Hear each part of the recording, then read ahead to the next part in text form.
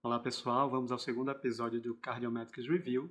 Essa semana a gente vai falar de um artigo publicado na última edição do Jack Case Reports. Ele fala sobre estenose aórtica, o que fazer quando tem discrepância entre a área valvar e o gradiente, ou seja, uma área valvar de estenose importante, menor do que 1 centímetro, e um gradiente que não é maior do que 40, seria um gradiente de estenose aórtica moderada. Isso é uma situação que é relativamente comum, acontece em até 30% dos casos, né? É meio que uma pedra no sapato do ecocardiografista, mas é uma situação que é muito importante que o clínico entenda, o ecocardiografista, o intervencionista e o cirurgião, que todos entendam o que é que está acontecendo ali para que possa ser tomada a melhor decisão para cada caso.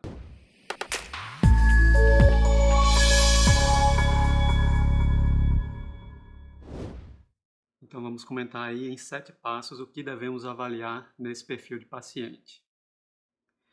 Primeiro passo, cuidado com a medida da via de saída do VE. Né? Lembrar que a área da válvula aórtica ela é medida, ela é estimada pela equação de continuidade. Né? Então, a área da válvula aórtica ela é igual à área da via de saída do VE vezes o VTI da via de saída do VE dividido pelo VTI da válvula aórtica. Se a gente assumir que a via de saída do VE é circunferencial, então a gente vai ter essa fórmula PR ao quadrado vezes o VTI da via de saída dividido pelo VTI da válvula aórtica. Então, o grande problema está aqui nessa medida do raio, né?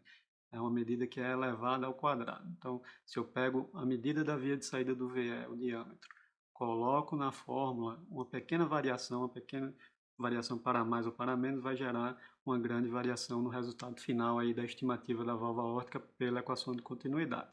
Então, primeira coisa, revisar essa medida da via de saída do VE. Então, existe uma fórmula que a gente pode usar para predizer qual é a via de saída daquele paciente, baseado na sua superfície corporal. Então, os estudos mostraram que em mais ou menos 90% dos casos, aquela estimativa ela era confiável, com a margem de erro de mais ou menos 2 milímetros. Então, se a sua medida lá no eco deu muito fora 3, 4 milímetros diferente dessa estimativa, considerar e rever a medida, fazer uma nova avaliação. O segundo passo, confirmar o estado de baixo fluxo, né? O low flow. Low flow no eco significa volume sistólico indexado menor do que 35 ml por metro quadrado. Terceiro passo, confirmar o gradiente da válvula aórtica. Então, avaliar em várias janelas para verificar aquela que tem o maior gradiente. Geralmente a gente mede na janela apical, de 5 câmaras, mas alguns estudos mostram que em até 40 a 50% dos casos, a janela para-external direita teria um gradiente maior.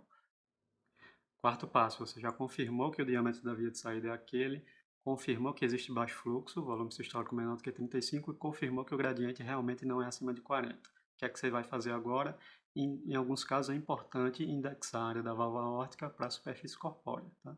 Principalmente pessoas pequenas, deve-se indexar para a superfície corpórea e aí você vai usar um cutoff de 0,6 centímetros quadrados por metro quadrado. Quinto passo, então você já sabe que está diante de um baixo fluxo, baixo gradiente, você vai classificar entre clássico ou paradoxal. Baixo fluxo, baixo gradiente clássico, você tem fração de ejeção abaixo de 50%. Então, paciente que tem disfunção sistólica, por isso o volume sistólico ele é reduzido e aí o gradiente se mantém baixo. Na forma paradoxal, você tem uma fração de ejeção preservada, acima de 50%, porém o volume sistólico é reduzido por alguma outra causa. Pode ser alteração diastólica, pode ser pacientes que têm muita hipertrofia com cavidades ventriculares pequenas, pode ter alguma outra valvopatia associada, insuficiência mitral, ou pode ter fibrilação atrial, então alguma outra coisa que está contribuindo para esse estado de baixo fluxo. Então, no sexto passo, a gente vai pegar aquele paciente que tem baixo fluxo, baixo gradiente clássico, e a gente precisa diferenciar nesse grupo de pacientes aqueles que têm realmente estenose aórtica verdadeira, têm doença da válvula aórtica e o gradiente não sobe pela disfunção do VE, ou é aquele paciente que não tem uma válvula tão doente, não tem estenose aórtica importante, mas a válvula aórtica não abre suficientemente porque o fluxo que passa através dela tem sido muito pequeno, né, que seria pseudoestenose. Para isso, a gente pode usar o ecostresse com dobutamina, usando um protocolo específico para a válvula aórtica, né? A gente só vai até 20 microgramas por quilo por minuto, e aí a gente vai avaliar a resposta de gradiente e de área valvar durante o ecostresse. Então, se após o estresse com dobutamina, o volume sistólico aumentou 20%, mas o gradiente se mantém abaixo de 40 e a área valvar aumenta para acima de 1, então tem um caso de pseudoestenose. Não é uma estenose aórtica importante, é uma estenose aórtica moderada. Se depois da dobutamina o gradiente sobe para cima de 40 e a área valvar se mantém abaixo de 1, aí sim é um paciente que tem estenose aórtica importante e verdadeira, e aí se beneficia de intervenção. Sétimo passo, a tomografia com a quantificação do cálcio da válvula aórtica, score de cálcio da válvula aórtica. Os estudos mostraram que a quantidade de cálcio na válvula ela se correlaciona fortemente com a gravidade hemodinâmica da lesão, né, da estenose.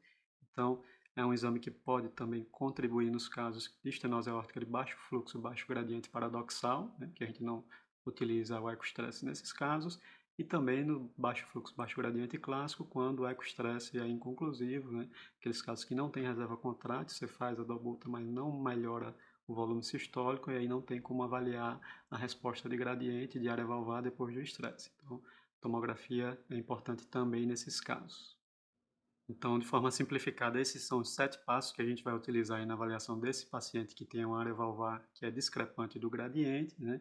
Então, seguindo isso aí, a gente vai conseguir estratificar melhor o paciente, classificá-lo e decidir de forma mais correta se vai precisar de intervenção ou não.